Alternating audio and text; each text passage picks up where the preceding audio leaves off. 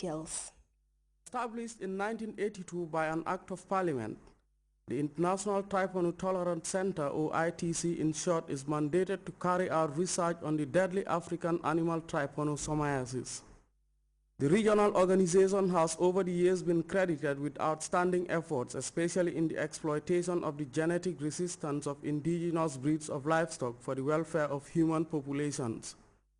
However, with the emerging trends in current livestock issues globally, the ITC is poised to take holistic measures in addressing the multifaceted livestock development needs across the sub-region. Stakeholders and Experts Planning Forum is expected to culminate into a 10-year research development strategy aimed at addressing contemporary livestock issues as well as contributing to ongoing efforts of increased livestock productivity and utilization in the sub-region. The current mission of ITC is to contribute to ongoing efforts to increase livestock productivity and utilization in the West Africa region through the optimal and sustainable exploitation of the genetic resistance of indigenous breeds of livestock for the welfare of human populations.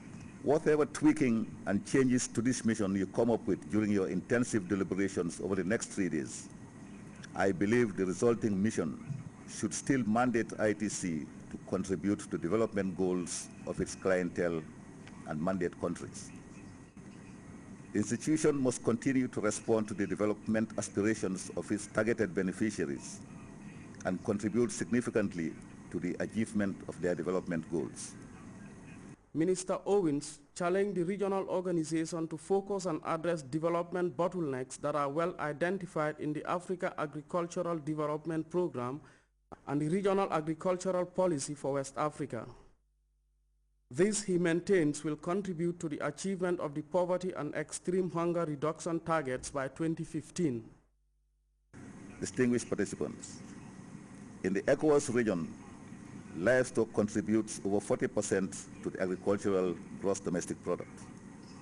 It is clear, however, that the livestock sector does not receive research and/or policy support commensurate with this contribution to the national well-being.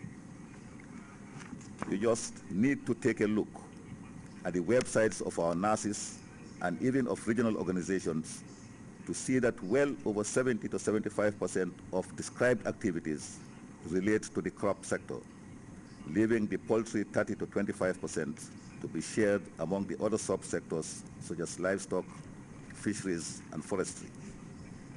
These stakeholders, comprising a good representation of livestock farmer organizations, no doubt depict sufficient brain power ahead of the consequent deliberations on the program content and delivery mechanisms for the sub-region. Samuel Ba, Grts. We discovered fuel on the body of the deceased white man and part of his wrist was also burnt. Inspector Lamin Cham, prosecution's fifth witness in the current murder trial against 3 Nigerians, tells the Special Criminal Court presided over by Justice Emmanuel Nkia. Ibrahim Majata reports the evolution of mini trials in the case is giving a dual facet to proceedings. Police Inspector Lamin Cham is prosecution's fifth witness in the ongoing trial against 3 Nigerians accused of killing British national Ian Stokes. Cham recognized all accused persons standing trial at the Special Criminal Court and recalled the 13th of May 2012 when he was at home and received a call from his superior, Superintendent Bodokera, informing him about a white man who was found dead around Sukuta. Lamin Cham adduced that he also called other officers, namely Yorosedi, Ibrahim Sise, and a team of investigators to visit the scene where they found a white man lying dead in the passenger seat of a vehicle with serious knife wounds on his body. The police forensic unit also conducted an examination on the vehicle, according to the witness, who stated that a SIM card which was discovered in the car was later found to be that of the deceased. We also observed fuel on the body of the deceased as if someone had intended to burn him. Part of his wrist was actually burnt, according to the prosecution witness, who went on to explain how a careful inspection of the area recovered an empty gallon of gas oil. The body was eventually transferred to the Royal Victoria Teaching Hospital for a post-mortem. Colin Chikoye, the third accused, was arrested at his Bama shop in Bakau. Cham testified and noted that a cautionary statement was obtained from Chikoye, who eventually aided police to locate the other 2 suspects. Fourth accused, Michael Ifunaya, was apprehended whilst attempting to flee the country via Bara. I was part of the team which went to apprehend him in Bara, and after his arrest, I instructed one Inspector Sow to acquire a statement from him, the witness further adduced. During probes, Cham stated that it was discovered that the second accused, Stanley, was using a new official number to call one Festus. The witness said Festus was eventually invited to join them at the Carabao police post, where they left together for Bara in pursuit of the second accused. When all three men were finally confronted, the prosecution witness testified that the first accused, Michael, admitted killing Ian Stokes with the second accused, Stanley, while third accused, Colin Chikoye, was called to help in disposing the body by buying fuel.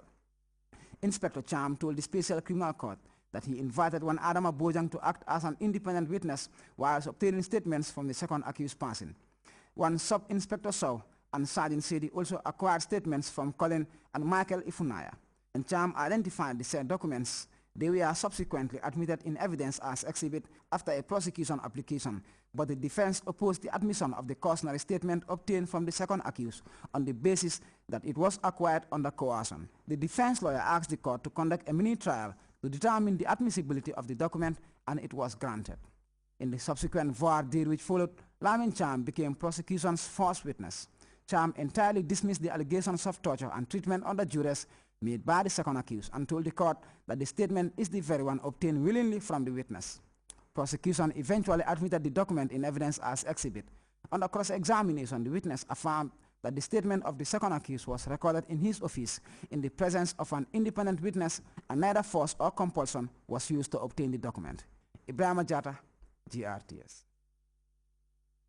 Well, you can also follow that story and other GRTS programs live on our website, which is at www.grts.gm.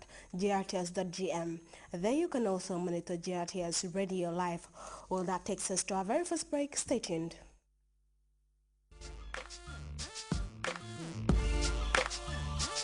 Nakala chilan. Register mo way. Wayo, go hard with chicken. Waxtu wi jot na de ñu ci me so ma register wu te dañ ma dog de te do waxati June 15 ku register wu dañ la dog register ma way man de register na man sax register na.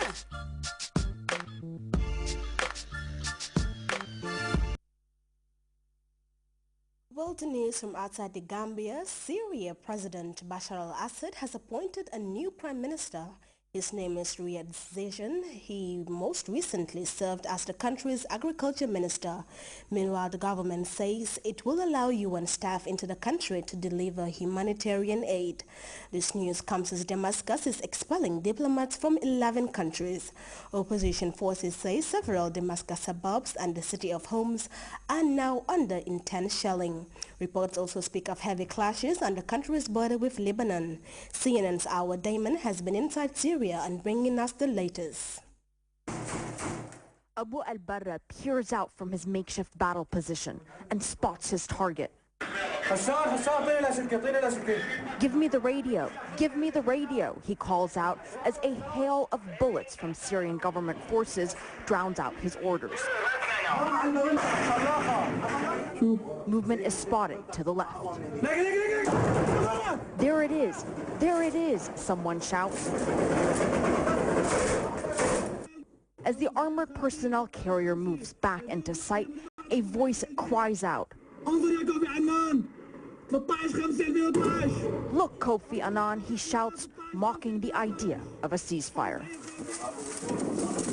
These rebels say they are protecting residents of a Homs neighborhood called Khaldieh from an assault by regime forces. Cairo Street is now the front line, separating the rebel stronghold from the neighborhood of Al-Bayada, held by the government. Once a bustling middle-class shopping area, the street is now in ruins.